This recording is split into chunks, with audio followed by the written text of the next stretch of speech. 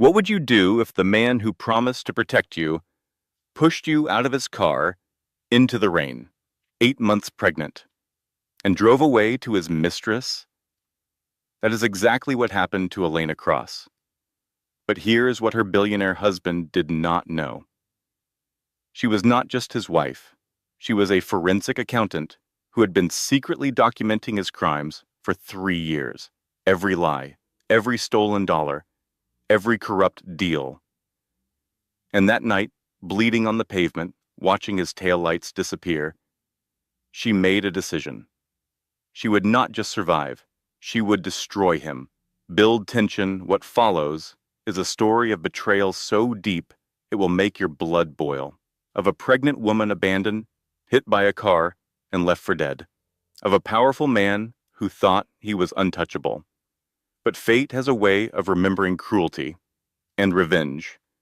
Revenge is a dish best served by a woman with nothing left to lose. Value statement. This story will teach you 3 things. First, never underestimate someone you have broken. Second, patience is the most powerful weapon. And third, no matter how dark your night becomes, there is always a path back to the light. The marble hallway of the Manhattan Federal Courthouse stretched before Elena Cross like the throat of some great beast, ready to swallow her whole. She paused at the heavy oak doors, her hand resting instinctively on the slight curve of her belly beneath her tailored black dress. 9 months pregnant, 9 months of waiting, 3 years of planning, and it all came down to this moment. The doors swung open, and 200 faces turned toward her. Journalists clutching notebooks, lawyers shuffling papers, FBI agents in their standard issue suits lining the walls, and there, at the defendant's table, sat the man who had once promised to love her until death. Marcus Hale. His eyes met hers across the courtroom, and for a fraction of a second, she saw something flicker behind that carefully constructed mask. Fear, perhaps. Or maybe just surprise that she was still standing after everything he had done to destroy her. Elena walked forward, her heels clicking against the polished floor with the steady rhythm of a heartbeat. Each step brought memories flooding back. The night he left her bleeding in the street, the hospital room where she learned her evidence had been destroyed, the moment they took her daughter from her arms. But those memories no longer had power over her. She had transformed them into fuel, into purpose, into the weapon that would finally bring Marcus Hale to his knees. She took her place at the witness stand, adjusted the microphone, and looked directly at the jury. The prosecutor stepped forward. Mr. Reyes, a sharp-eyed man with silver threading through his dark hair. He had been working this case for 2 years, but Elena had been working it longer. Please state your name for the record. Elena Cross, formerly Elena Hale. And your relationship to the defendant? Elena glanced at Marcus. He sat perfectly still, his expensive suit impeccable, his expression carefully neutral. The same expression he wore when he pushed her out of his car onto a rain-slicked street. He is my ex-husband, she said, and the father of my child. A murmur rippled through the courtroom. The journalist scribbled furiously. Marcus's jaw tightened, almost imperceptibly. Mrs. Cross, the prosecutor continued, can you tell the court when you first discovered the defendant's criminal activities? Elena took a breath. This was the moment she had been waiting for. The moment when the truth would finally come to light. I discovered it on our wedding night, she said, 3 years ago. The murmur became a wave. Even the judge leaned forward. And what did you do with that knowledge? Elena's lips curved into the faintest smile. Not a smile of joy, but of grim satisfaction. The smile of a woman who had walked through fire and emerged holding the matches. I did what any good forensic accountant would do, she said. I started building a case. The courtroom erupted. Marcus shot to his feet, his lawyer grabbing his arm. Cameras flashed despite the judge's orders, and Elena sat perfectly still in the chaos, her hand resting on her belly, thinking about the journey that had brought her here. It had started with love, or what she thought was love. It had continued with betrayal, with violence, with a pregnant wife left bleeding in the street while her husband drove away to his mistress. But it would end with justice, because Elena Cross had learned something important in the 3 years since Marcus Hale destroyed her life. She had learned that the best revenge is not a moment of fury. It is not a dramatic confrontation or a public humiliation.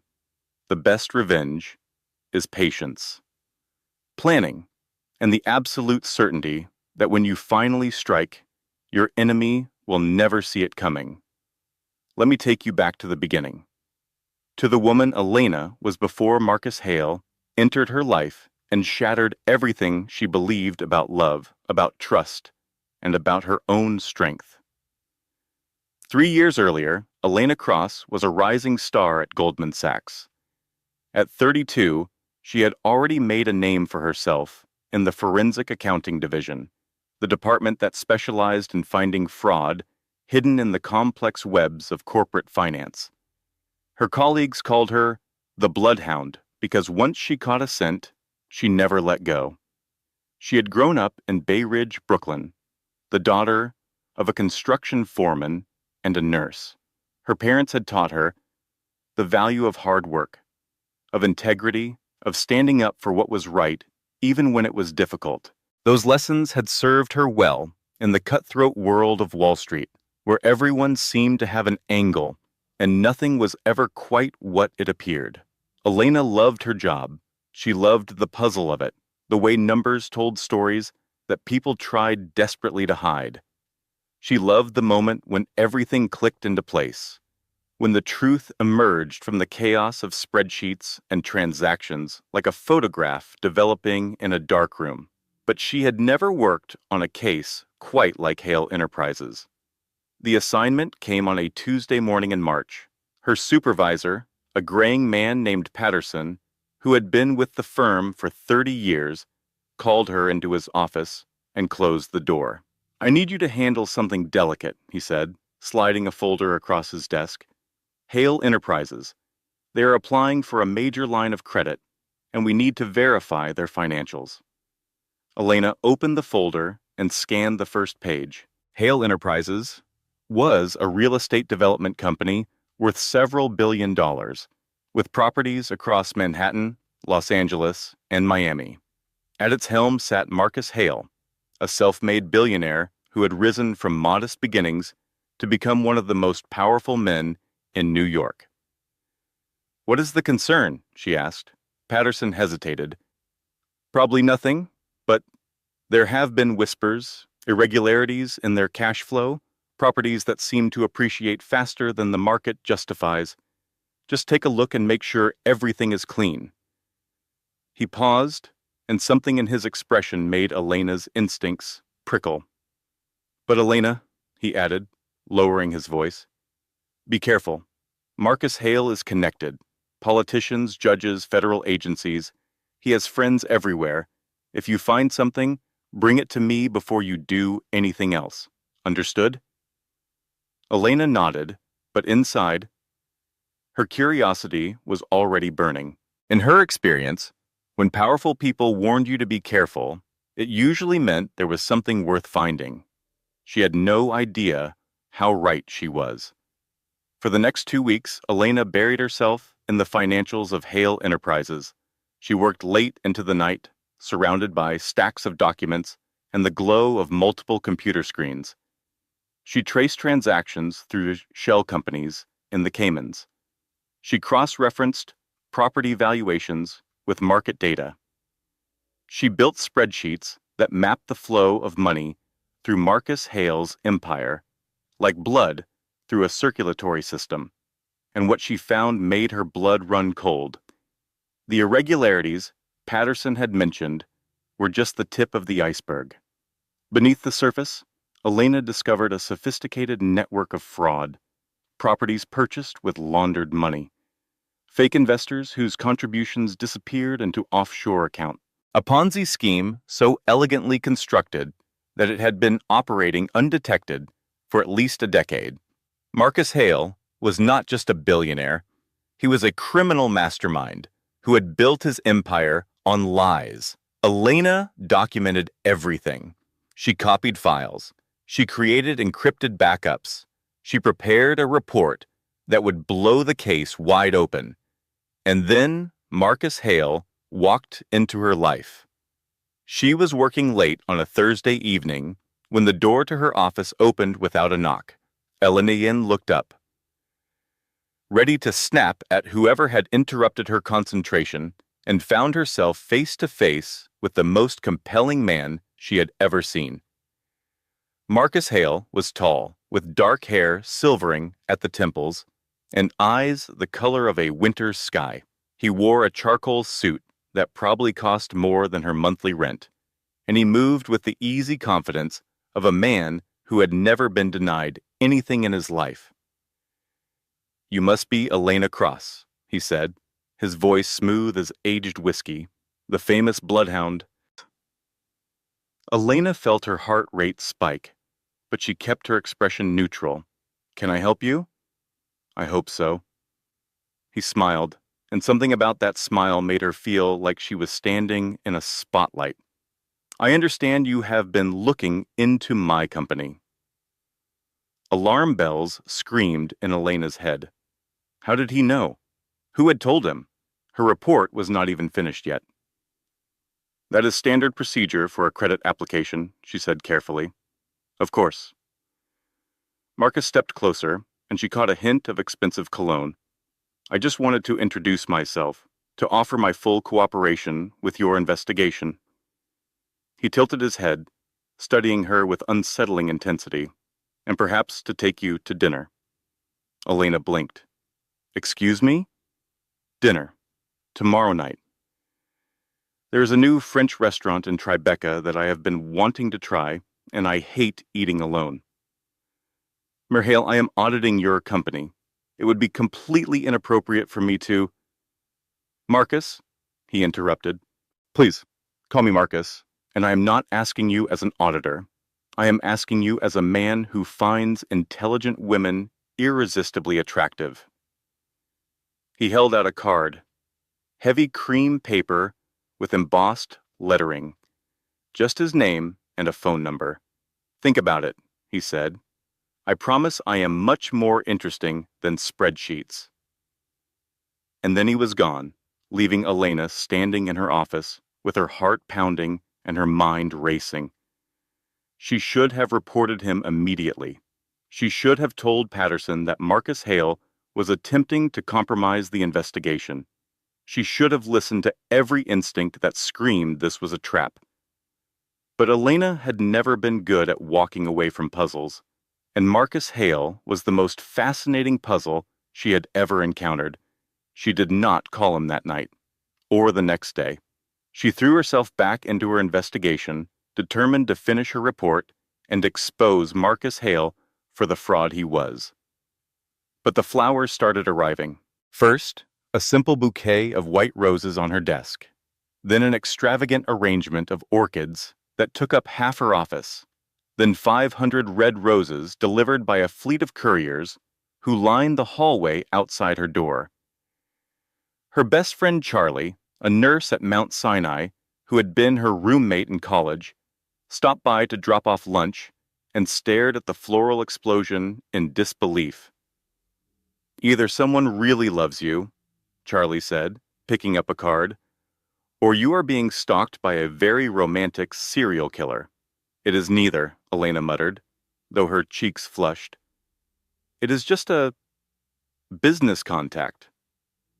"A business contact who sends 500 roses?" Charlie raised an eyebrow. "Elena, what is going on?" Elena told her everything: the investigation, the fraud she had discovered, Marcus Hale's unexpected appearance, and his dinner invitation. Charlie listened with growing concern. "This sounds like a trap. He is trying to compromise you so you will not report what you found." I know, Elena said. I am not stupid. Then why are you smiling like that? Elena realized she was, in fact, smiling. She forced her expression into something more serious. I am not smiling. You are absolutely smiling. Oh my God. Charlie grabbed her shoulders. Elena Maria Cross, do not tell me you are actually considering going out with this man. Of course not, Elena said quickly. That would be insane.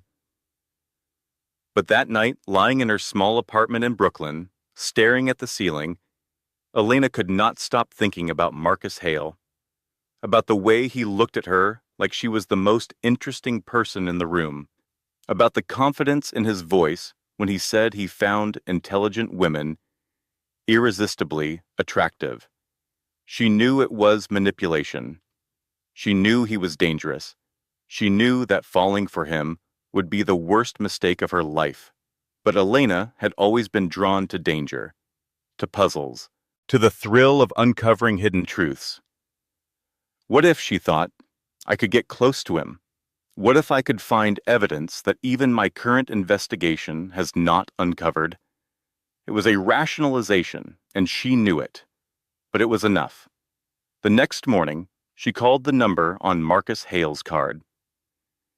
Their first date was at a restaurant where the cheapest bottle of wine cost more than Elena's weekly grocery budget. Marcus was charming, attentive, and genuinely interested in her work. He asked intelligent questions about forensic accounting. He told stories about his own rise from poverty to billions that made her laugh and occasionally made her eyes sting with unexpected emotion. By the end of the evening, Elena had almost forgotten that this man was a criminal, that she had documented proof of his fraud, that she was supposed to be investigating him, not falling for him. Almost.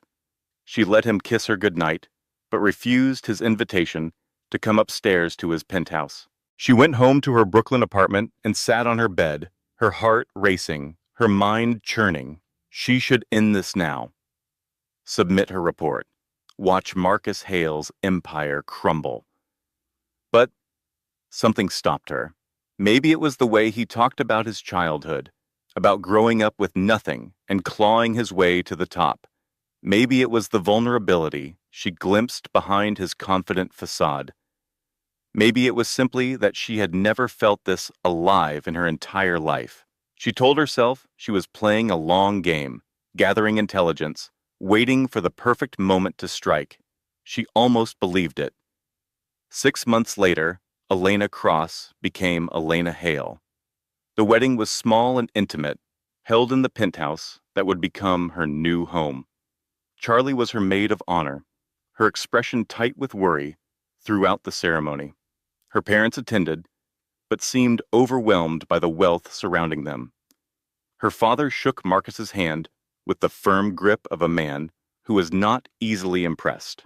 You take care of my daughter, he said, his voice leaving no room for negotiation. I will, Marcus promised.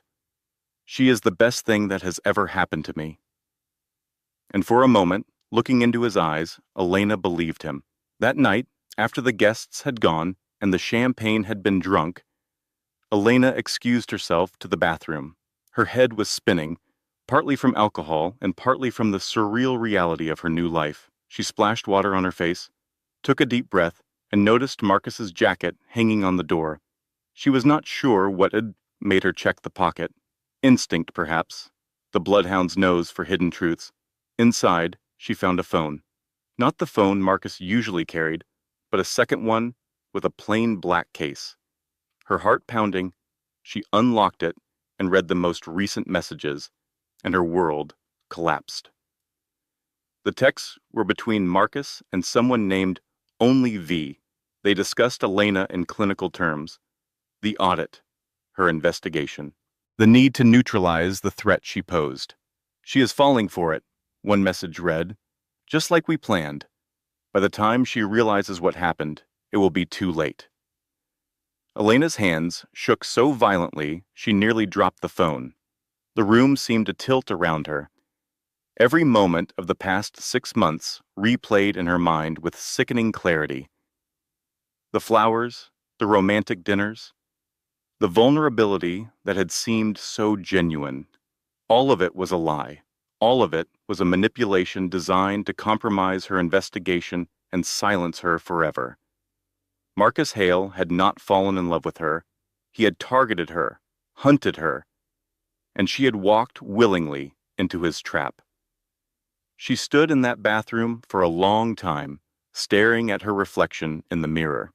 The white dress, the diamond ring, the face of a woman who had just discovered her entire life was a carefully constructed illusion. She could confront him, she could run, she could go to the police with what she had found. But Elena Cross was not a woman who ran, and she was not a woman who acted impulsively. She was the bloodhound, and the bloodhound never let go. Slowly, carefully, she put the phone back in Marcus's pocket. She fixed her makeup. She walked back into the bedroom where her husband was waiting with champagne and a smile that now looked like a wolf baring its teeth. "There you are," he said. "I was starting to think you had run away." Elena smiled back, a smile that hid the fire now burning in her chest. "Never," she said. "I am exactly where I want to be." And in that moment, Elena made a decision that would change everything. She would not run. She would not confront. She would not tip her hand. She would stay. She would watch. She would gather evidence. And when the time was right, she would destroy Marcus Hale completely. For the next 3 years, Elena played the role of the perfect wife while secretly building the case that would bring her husband to justice. It was exhausting work. Every day, she woke up next to a man she now despised and forced herself to smile, to kiss him, to pretend that nothing had changed. Every night, after Marcus fell asleep, she crept to her hidden laptop and documented his crimes. She copied files from his home office. She recorded conversations using a device disguised as a brooch. She mapped his network of shell companies and corrupt officials with the precision of a surgeon. She rented a storage unit in Jersey City under a false name. Inside, she built what she called her war room, walls covered with photographs and documents, timelines of transactions. A whiteboard mapping the connections between Marcus, his investors, and the politicians who protected him. Sometimes, alone in that storage unit at 2 in the morning, Elena wondered if she was losing her mind. Playing a role for so long had started to blur the lines between who she really was and who she pretended to be. There were moments when Marcus looked at her with something like genuine affection, and she felt her heart twist with an emotion she refused to name. But then she would remember the texts, the cold calculation behind every romantic gesture, the knowledge that if Marcus ever discovered what she was doing, he would destroy her without hesitation. That knowledge kept her focused, kept her sharp, kept her playing the long game, even when every instinct screamed at her to run. The pregnancy was not part of the plan. Elena discovered she was expecting on a gray morning in November, 2.5 years into her secret investigation. She sat on the bathroom floor of their penthouse, staring at the positive test, her mind racing through implications. A child. Marcus's child. For a moment, she considered ending it. The timing was terrible. Bringing a baby into this situation would only complicate everything. But as the days passed, Elena found herself unable to go through with that option. Maybe it was hormones. Maybe it was the memory of her own childhood, of the love her parents had given her despite having nothing. Maybe it was simply that this child was the only genuine thing to emerge from the wreckage of her marriage. She told Marcus on Christmas Eve. His reaction surprised her. His face softened in a way she had never seen before. He pulled her into his arms and held her so tightly she could barely breathe. When he pulled back, there were tears in his eyes. "A baby," he whispered. "Our baby. Elena, this is the best gift you could have given me. For a terrifying moment, she almost believed him, almost let herself imagine that maybe, somehow, they could make this work. Maybe the man holding her was not the monster she had discovered. Maybe the tenderness in his voice was real, but that night she checked his burner phone again and found new messages. The timing is perfect, Marcus had written to V. A pregnant wife will make me look sympathetic. The press will love it. And if she ever tries to talk, who would believe a hormonal pregnant woman over me? Elena deleted her fingerprints from the phone and returned it to his jacket. She lay down beside her husband and stared at the ceiling until dawn. The child growing inside her had changed nothing. Marcus was still a predator, and she was still his prey. But now, she had a new reason to fight, a reason more powerful than justice or revenge. She was going to be a mother, and she would burn the world to the ground before she let Marcus Hale destroy her child. The months that followed were the hardest of Elena's life. Her body changed in ways she could not control. Morning sickness left her weak and vulnerable. The pregnancy brain everyone talked about made it harder to maintain her careful facade. But she kept working, kept documenting, kept building her case. She also reached out, for the first time, to someone who might be able to help. Gabriel Torres was her mother's godfather, a man Elena had known her entire life. He had been a forensic accountant for the FBI before retiring, and he had spent decades tracking white-collar criminals. More importantly, he had been investigating Marcus Hale's mentor for 20 years. Elena met him at a diner in Queens, choosing a location far from anywhere Marcus's people might spot them. Gabriel was in his late 50s now, his hair gone gray, his face lined with the weariness of a man who had seen too much corruption and too little justice. "I know what Marcus Hale is," she told him, her voice barely above a whisper. "I have been documenting his crimes for almost 3 years, but I need help. I cannot do this alone." Gabriel listened, without interrupting, as she laid out everything she had discovered: the Ponzi scheme, the money laundering, the network of corrupt politicians and judges who protected Marcus's empire. When she finished, he was silent for a long moment. "Do you understand what you are asking?" he finally said. "Marcus Hale has destroyed everyone who has ever tried to bring him down. Journalists, prosecutors, federal agents. They all ended up discredited, ruined, or dead." "I know. And you still want to fight him?" Elena placed her hand on her belly, feeling the baby kick. "I do not have a choice.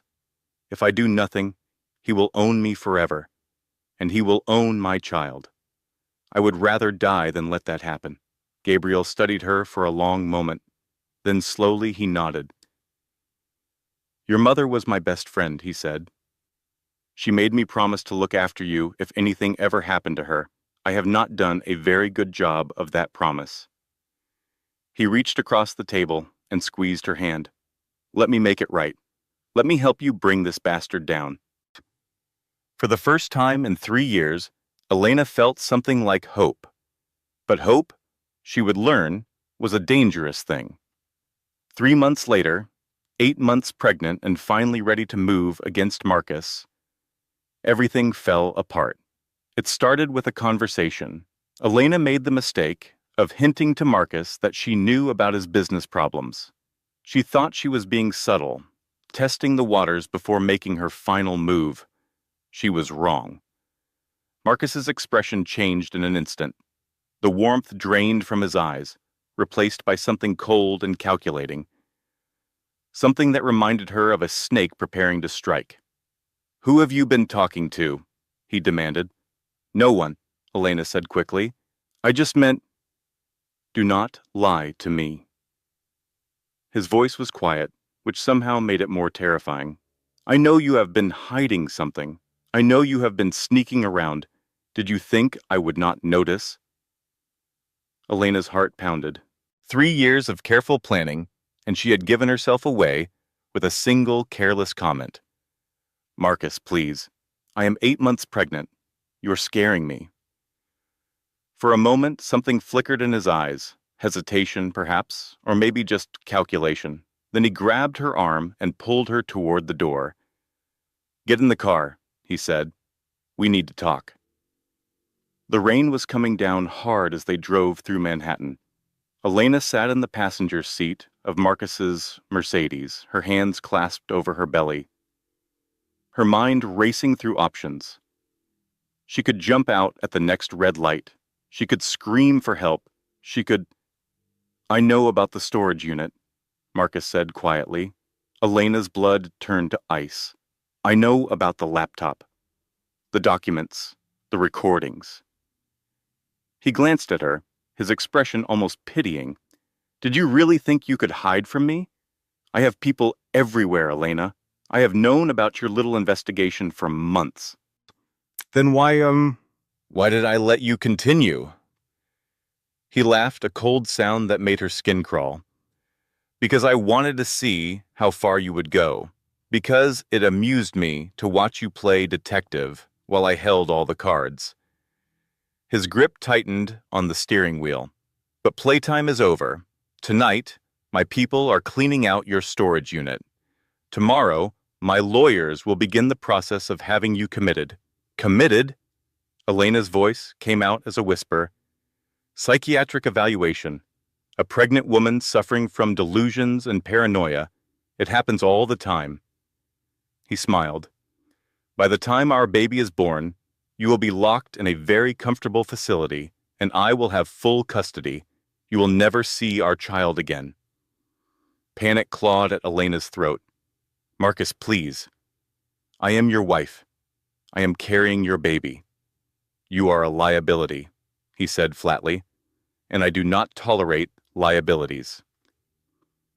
He pulled the car to the side of the road. Rain hammered against the windows. They were somewhere in the East Village, on a street she did not recognize. Get out, Marcus said. What?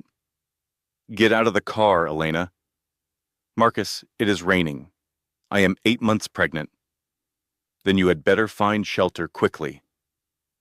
He reached across her and shoved open the passenger door. Cold rain immediately soaked her dress, her hair, her face. Please, she begged, do not do this. The baby will be fine. You, on the other hand, are on your own. And then he pushed her. Not hard, but hard enough. She stumbled out of the car and fell to her knees on the wet pavement. By the time she looked up, the Mercedes was already pulling away, its taillights disappearing into the rain. Elena knelt there in the street, 8 months pregnant, soaked to the bone, watching her husband abandon her. And then she heard it. The screech of tires, the blare of a horn. She turned and saw headlights racing toward her. There was no time to move, no time to scream. She raised her arms instinctively, as if she could shield her unborn child from the impact. And then the world exploded into pain and darkness. Elena woke to the sound of beeping machines and the smell of antiseptic. Her body felt like it had been through a car crusher, which, in a sense, it had. She tried to sit up and gasped at the pain that shot through her ribs, her leg, her spine. A nurse rushed in, gently pushing her back down. Easy, Mrs. Hale. You have been through a lot. You need to rest. My baby, Elena croaked. Is my baby... Your baby is fine, the nurse assured her. Strong heartbeat. No signs of distress.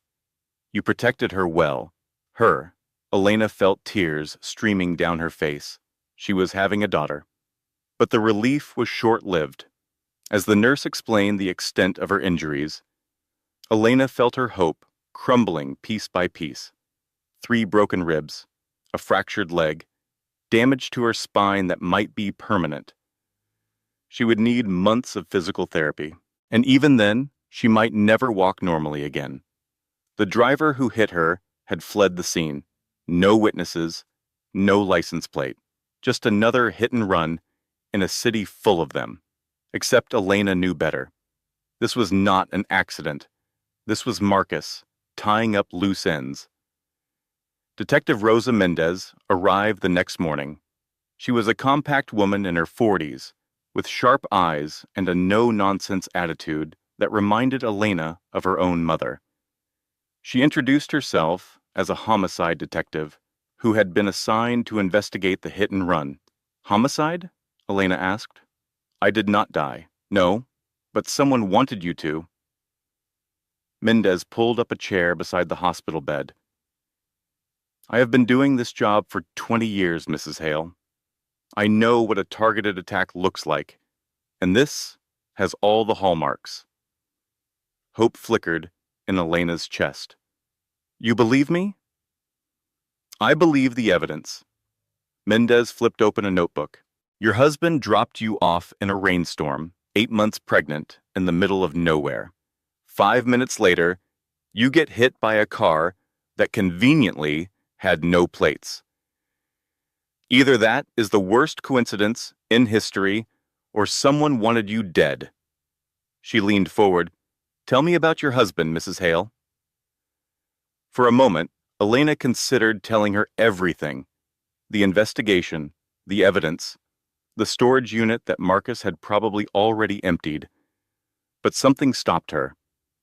If Marcus truly had people everywhere, if judges and federal agents were in his pocket, then going to the police might only make things worse. I do not know anything, she said finally. Marcus and I had an argument. He told me to get out of the car. I did. That is all I remember. Mendez studied her for a long moment. Mrs. Hale, I have seen women protect abusers before. It never ends well. I am not protecting anyone. Then why do I get the feeling you are not telling me the whole truth? Elena looked away. Because the truth would not make any difference. My husband has more power than you can imagine. Going against him would only get us both killed. She expected Mendez to argue. Instead, the detective nodded slowly. I understand, she said. But if you change your mind, here is my card. Day or night, you call me. She placed the card on the nightstand and walked out. Elena stared at the ceiling, feeling more alone than she had ever felt in her life. The next few weeks were a blur of pain and despair. Elena was transferred to a rehabilitation facility to begin physical therapy. The work was excruciating. Learning to walk again, to balance on legs that no longer seemed to belong to her. Some days, she made progress. Other days, she collapsed in frustration and tears. But the physical pain was nothing compared to the emotional devastation. Gabriel visited when he could, but the news was always bad. The storage unit had been emptied just as Marcus promised.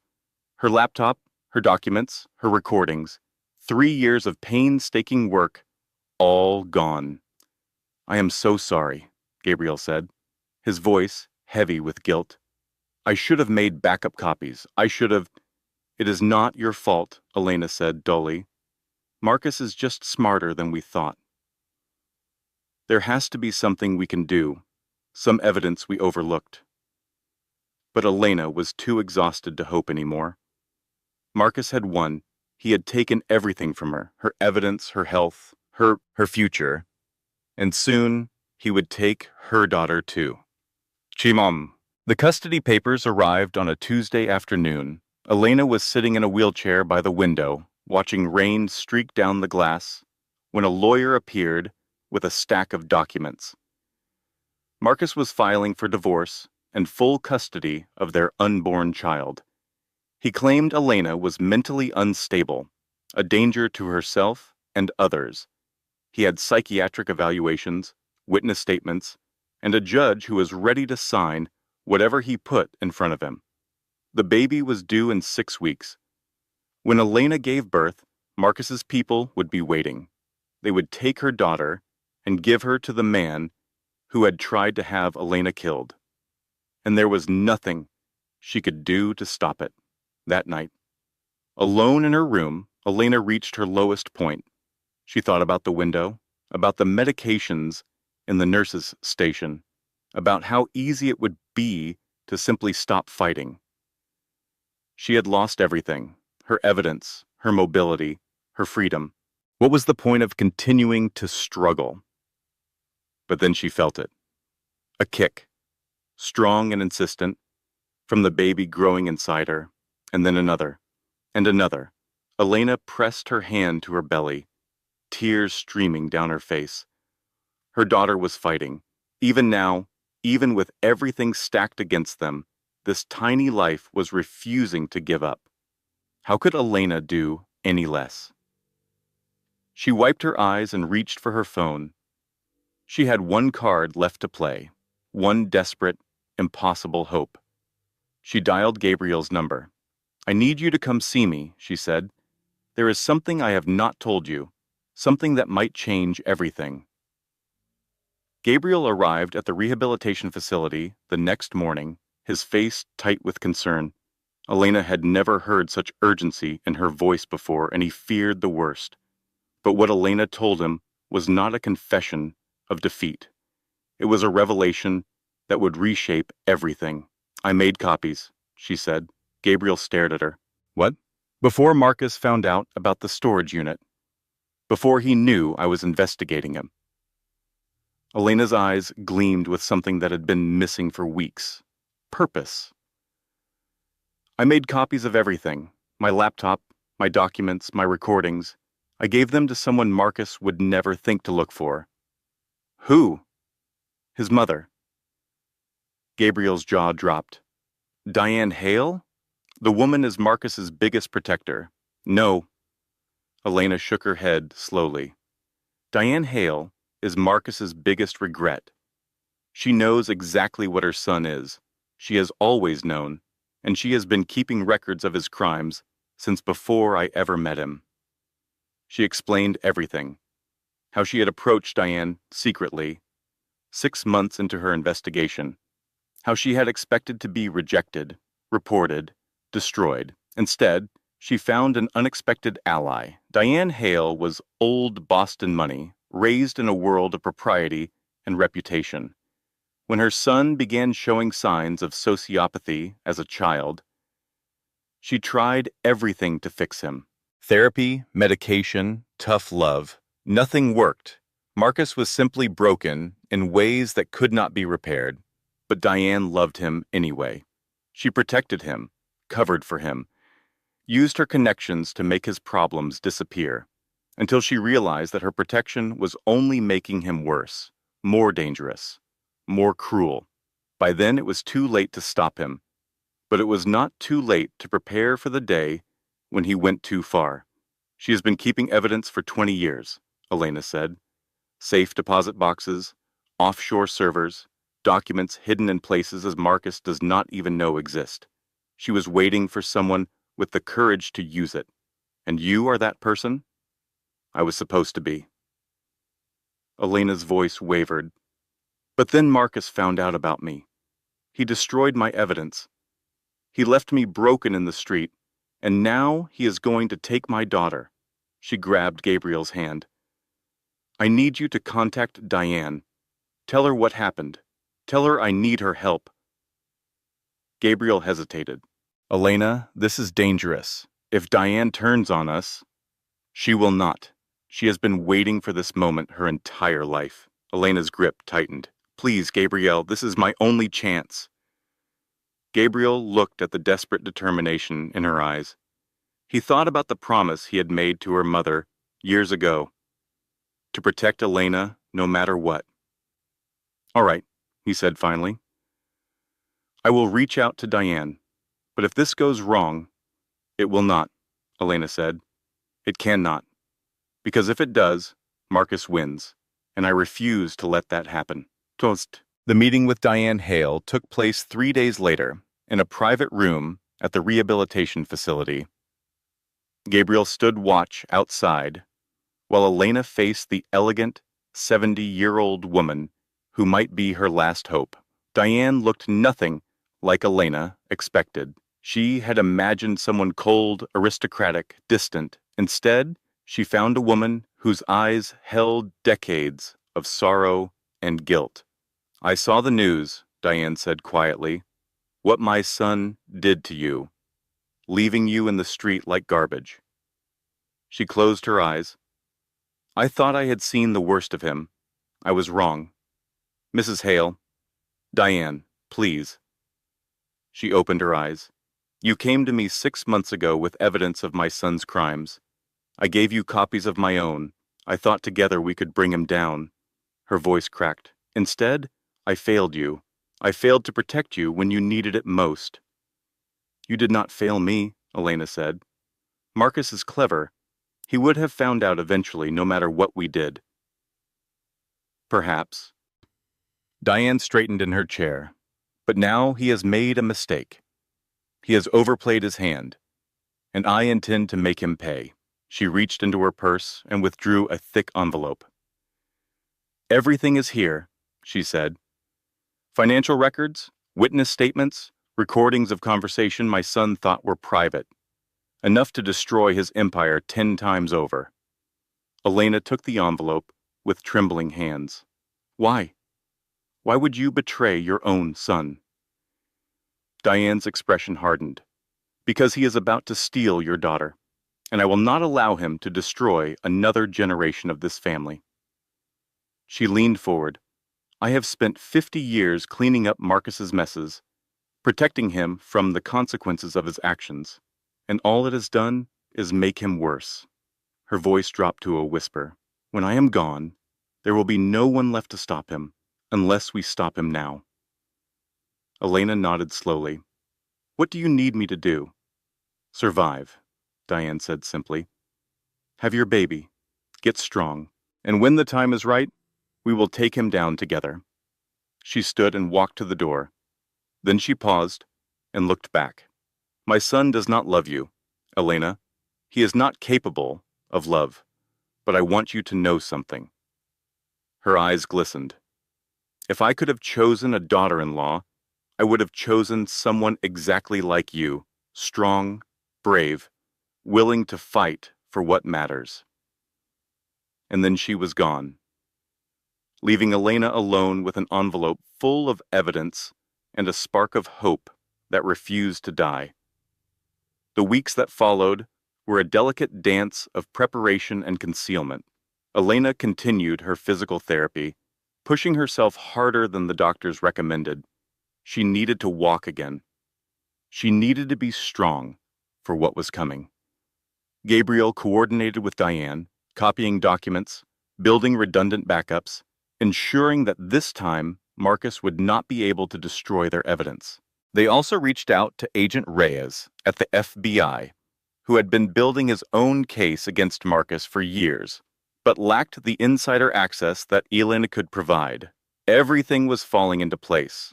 They would wait until the baby was born, until Elena was strong enough to testify. Then they would strike. But Marcus, as always, was one step ahead. Elena went into labor 3 weeks early. She was in her room at the rehabilitation facility when her water broke. The next few hours were a blur of pain and fear and fluorescent lights as she was rushed to the hospital. She barely registered the faces around her, the voices giving orders, the monitors beeping warnings. All she could think about was her daughter, who was coming too early, too fast, before Elena was ready to protect her. The labor lasted 16 hours. Elena gripped Charlie's hand so hard she left bruises. She screamed until her throat was raw. She pushed until she had nothing left. And then finally she heard it, a tiny, furious cry. "It is a girl," the doctor announced. "A beautiful, healthy girl." They placed the baby in Elena's arms, and for one perfect moment the world stopped. Her daughter was perfect. Tiny fingers, tiny toes, a face scrunched up with indignation at being forced into this cold, bright world. "Grace," Elena whispered. "Her name is Grace." She had exactly 4 minutes with her daughter. Then the door opened, and Marcus's lawyers walked in. They had a court order, A judge had granted Marcus emergency custody, citing concerns about Elena's mental health and physical condition. Security guards flanked the lawyers, their expressions apologetic but firm. "Mrs. Hale, we need to take the child." "No!" Elena clutched Grace tighter. "No, you cannot. She is mine. She needs me. Ma'am, please, do not make this difficult." But Elena was beyond reason. She screamed. She fought. She would have killed them all with her bare hands if she could. It took 4 people to restrain her. Charlie was shouting, nurses were crying, and through it all, Elena watched helplessly as they took Grace from her arms and carried her out the door. The last thing she saw was her daughter's face, confused and crying, disappearing down the hallway. And then Elena was alone. The next 6 weeks were the darkest of Elena's life. She was released from the hospital, but forbidden from seeing her daughter.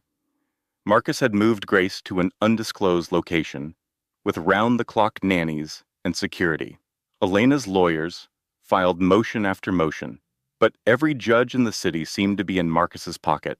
She stopped eating, stopped sleeping, stopped caring about anything except the empty ache in her chest where her daughter should have been. Gabriel and Charlie took turns watching her, terrified she would hurt herself. They found her standing at windows, staring at traffic. They found pills she had hidden in her sock drawer. They found notes she had written and crossed out, goodbye letters to people she loved. But something always stopped her, the memory of Grace's tiny fingers wrapped around her own, the promise she had made to keep fighting no matter what. And slowly, painfully, Elena began to climb out of the pit. It started with anger. Anger at Marcus for everything he had taken. Anger at herself for ever falling for his lies. Anger at a system that protected predators and punished their victims. That anger became fuel. That fuel became determination. She would get her daughter back. She would destroy Marcus Hale. And she would do it in a way that left no doubt about who had won. Now, the plan came together over the next month. Diane provided the evidence. Gabriel coordinated with the FBI. Agent Reyes assembled a task force that included federal prosecutors, forensic accountants, and a judge who was not on Marcus's payroll. But they needed one more thing. They needed Elena to get close to Marcus again, to get him to incriminate himself on recording, to provide the final piece of evidence that would bring his empire crashing down. It was the most dangerous part of the plan. If Marcus suspected anything, he would kill her. This time, he would not fail. But Elena was done being afraid. She reached out to Marcus through his lawyers, claiming she wanted to negotiate. To her surprise, he agreed to meet. They met at his penthouse, the same penthouse where they had once lived as husband and wife. Elena walked through the marble foyer, past the crystal chandeliers, into the living room where Marcus was waiting with a glass of whiskey. He looked exactly as she remembered. Handsome, confident, completely convinced of his own invincibility. "Elena," he said, gesturing to a chair, "I have to admit, I did not expect to hear from you." "I want to see my daughter," she said flatly. "Our daughter is fine. Better than fine. She is being raised in luxury, with the best of everything. She is being raised by strangers. She needs her mother." Marcus laughed. "You? The woman who tried to destroy me?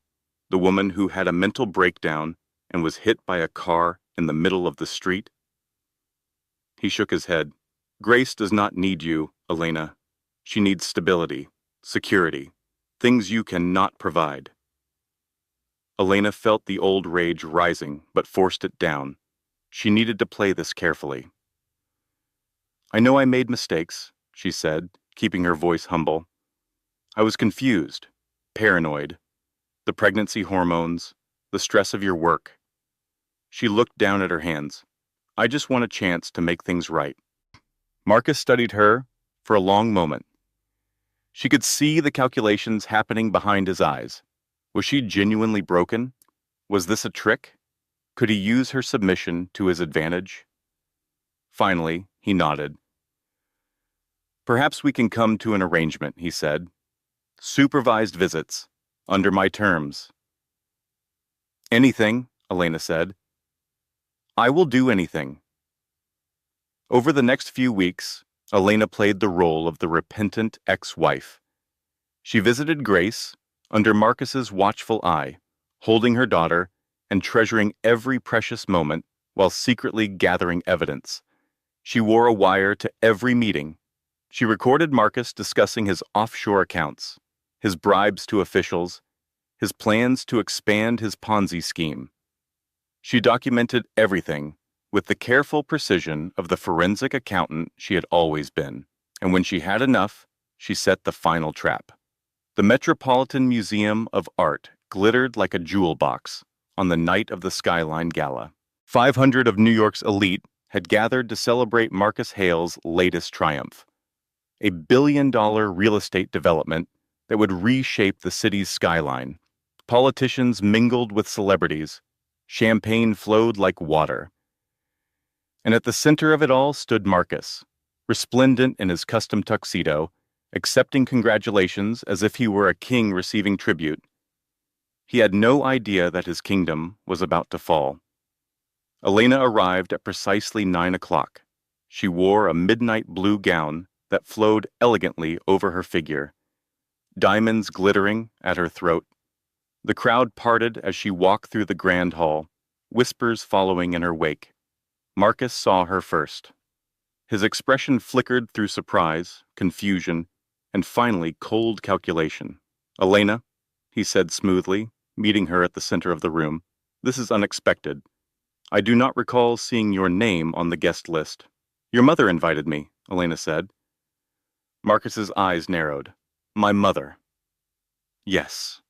Diane Hale stepped forward from the crowd, her silver hair swept into an elegant chignon.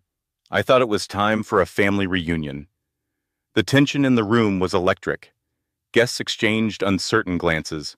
Cameras, sensing drama, began to flash. "Whatever you are planning," Marcus said quietly, "it will not work. I have more power in this room than you can imagine." "Do you?" Elena smiled. "Let us test that theory." She turned to the crowd and raised her voice. "Ladies and gentlemen, I apologize for the interruption, but there is something you all need to know about the man you are here to celebrate." Marcus grabbed her arm. "Elena, stop this. 3 years ago, I discovered that Marcus Hale built his empire on fraud, money laundering, securities violations, a Ponzi scheme that has stolen billions from innocent investors." She pulled her arm free. "I have evidence. Documents, recordings, witness statements. And tonight, you will all see the truth." The room erupted. Guests shouted questions. Marcus's lawyers pushed through the crowd, their faces panicked. And through the chaos, Elena stood calm and unshakable. "You are insane," Marcus hissed. "No one will believe you." "They do not have to believe me," Elena said. "They just have to believe the FBI." On cue, the doors of the gala opened, and Agent Reyes walked in, flanked by a dozen federal agents. "Marcus Hale," Reyes announced, "you are under arrest for securities fraud, money laundering, and conspiracy to commit murder." The room exploded into pandemonium. Cameras flashed like lightning. Guests scrambled for the exits. And Marcus stood frozen, his perfect facade finally cracking. "This is impossible," he sputtered. "I have protection. I have, but—" "Senator Cole is being arrested as we speak," Elena said. "Your judges are being investigated. Your empire is finished." She stepped closer until they were face to face. "You left me bleeding in the street," she whispered. "You took my daughter. You tried to destroy everything I love." Her eyes blazed. "But I am still standing, and you are going to spend the rest of your life in prison." Marcus's face contorted with rage. He lunged for her, hands reaching for her throat. But the FBI agents were faster. They tackled him to the ground, cuffing his hands behind his back as he screamed obscenities. Elena watched as they dragged him away.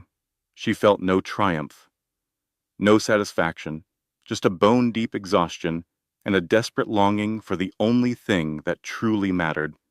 "Where's my daughter?" she asked Reyes. "In Brooklyn," he said. "Your father has her. She is safe." Elena closed her eyes. For the first time in 3 years, she allowed herself to breathe. It was over. The drive to Brooklyn felt longer than any journey Elena had ever taken. She sat in the back of an FBI SUV, watching the city lights blur past, her heart pounding with anticipation and fear. What if Grace did not remember her? What if 6 weeks of separation had been too long? What if she had lost her daughter forever? Charlie sat beside her, holding her hand. "She is going to know you," Charlie said softly. "Babies know their mothers. What if she does not? Then you will teach her. You have the rest of your lives." The SUV pulled up in front of her father's house in Bay Ridge, the same house where Elena had grown up, the same house where she had learned about love and family and strength. She walked up the familiar front steps. Her father opened the door before she could knock. "Mija," he said, his eyes bright with tears. "She is waiting for you." Elena walked into the living room, and there she was. Grace was sitting in her grandfather's old armchair, wrapped in a pink blanket, watching the door with wide, curious eyes. When she saw Elena, her face broke into a smile. "Mama," she babbled, reaching out with tiny hands. Elena fell to her knees. She gathered her daughter into her arms and held her close, breathing in the scent of baby powder and innocence. Tears streamed down her face, but for the first time in months, they were tears of joy. "I am here," she whispered. "I am here, and I am never letting go." Grace grabbed a fistful of her mother's hair and gurgled happily, as if to say, "I know." The two of them. The weeks that followed were a whirlwind of legal proceedings and media attention. Marcus's trial dominated the news. Evidence that Elena and Diane had gathered was presented in devastating detail. Former employees testified about the fraud. Forensic accountants explained the Ponzi scheme. And Elena herself took the stand, recounting everything Marcus had done with calm, unshakable clarity. The jury deliberated for less than a day. Guilty on all counts. Marcus was sentenced to 25 years in federal prison. Senator Cole received 15. The network of corrupt officials that had protected Marcus for decades was dismantled, piece by piece. Diane Hale liquidated the family fortune and donated most of it to charities supporting domestic violence survivors. She also established a trust fund for Grace, ensuring that the child would never want for anything. "I cannot undo the damage my son caused," Diane told Elena at their final meeting, "but I can try to make amends." "Starting with your daughter?" Elena nodded. "Thank you for everything." Diane smiled sadly. "Thank you for having the courage I never did." Gabriel did not live to see the final verdict. The cancer that had been slowly killing him claimed his life 2 weeks before the trial ended, but Elena was there at the end, holding his hand, promising him that justice would be served. "I am proud of you," he whispered with his last breath. "Your mother would be proud too." Elena wept at his funeral. She wept for the man who had been like a father to her. She wept for the mentor who had helped her become the woman she was. But she also smiled, because Gabriel had died knowing that his life's work was complete, that the criminals he had spent decades pursuing were finally facing justice. It was the ending he would have wanted. 1 year later, Elena stood on the rooftop of her new apartment building, watching the sun set over Manhattan. So much had changed. The penthouse where she had once lived as Marcus's wife had been sold, the proceeds donated to charity. The rehabilitation facility, where she had learned to walk again, had become a distant memory. The woman who had been broken and desperate was gone, replaced by someone stronger, wiser, more certain of her own worth. Grace was walking now, toddling around the apartment with the fearless confidence of a child who knew she was loved. Elena watched her daughter every day with wonder and gratitude, marveling at this tiny person who had given her the strength to keep fighting. She had written a book about her experience, a memoir that had become a bestseller, inspiring thousands of women who had survived similar abuse. She had founded a nonprofit called Grace's Foundation, providing legal and financial support to victims of domestic violence. And she had finally found peace. The door to the roof opened, and Charlie appeared with 2 glasses of wine. "Thought you could use some company," Charlie said, handing her a glass. Elena smiled. "Always." They stood together in comfortable silence, watching the city lights flicker to life below. "So," Charlie said finally, "what now?" "What do you mean?" "You have beaten the bad guy. Saved your daughter, written the book, started the charity." Charlie raised an eyebrow. "What is next for Elena Cross, legendary Avenger?" Elena laughed. It was a genuine laugh, the kind she had not been capable of for years. "Now I live," she said simply. "I raise my daughter. I help other women who were where I was. I enjoy every day I have been given." "That is very zen of you." "I writ it on a coffee mug." They both laughed, and for a moment, everything felt light and simple and good. But Elena had one more piece of business to attend to. 6 months later, she walked into the federal prison where Marcus Hale was serving his sentence. She wore a simple black dress and carried a folder in her hand. Her expression was calm, almost serene. Marcus was waiting in the visiting room, his orange jumpsuit a far cry from the designer suits he once wore. He had aged a decade in the past year. The arrogance was still there, but it was brittle now. A shell over something hollow and defeated. "Elena," he said as she sat across from him, "I did not expect to see you here. I have something for you." She slid the folder across the table. Marcus opened it, his eyes scanning the contents. "What is this?" "A receipt," Elena said, "for the $50 million you thought was hidden in the Caymans." Marcus's face went pale. "How did you—" "I found it 6 months ago. I emptied the account yesterday." Elena smiled. "Every penny has been donated to survivors of domestic abuse. In your name." For a moment, Marcus was speechless. Then rage contorted his features. "You have no right," he snarled. "That money was mine. Actually, it was ours. Community property. And since you tried to have me killed, I thought it only fair that I decide how to spend it." She stood and walked to the door. Then she paused and looked back. "Have a nice life, Marcus." He lunged across the table, screaming obscenities. Guards rushed in to restrain him, and Elena walked out into the sunlight, finally free. She found Charlie waiting in the parking lot, with Grace in her car seat. "How did it go?" Charlie asked. "Better than expected." Elena slid into the passenger seat and looked at her daughter. Grace was sleeping peacefully, her tiny chest rising and falling with each breath. "Where to now?" Charlie asked. Elena thought for a moment. Then she smiled. "Home," she said. "Take us home." As they drove through the city, Elena watched the buildings passing by. The same city where she had fallen in love, been betrayed, been broken, and finally risen again. It had been a long journey, longer than she ever could have imagined when she was a young forensic accountant, with dreams of making a difference. But she had made a difference. She had survived. She had won. And now, with her daughter beside her and her best friend behind the wheel, Elena Cross was finally ready to live the life she had fought so hard to protect. The best revenge, she realized, was not destruction. It was not vengeance. It was not watching your enemy fall.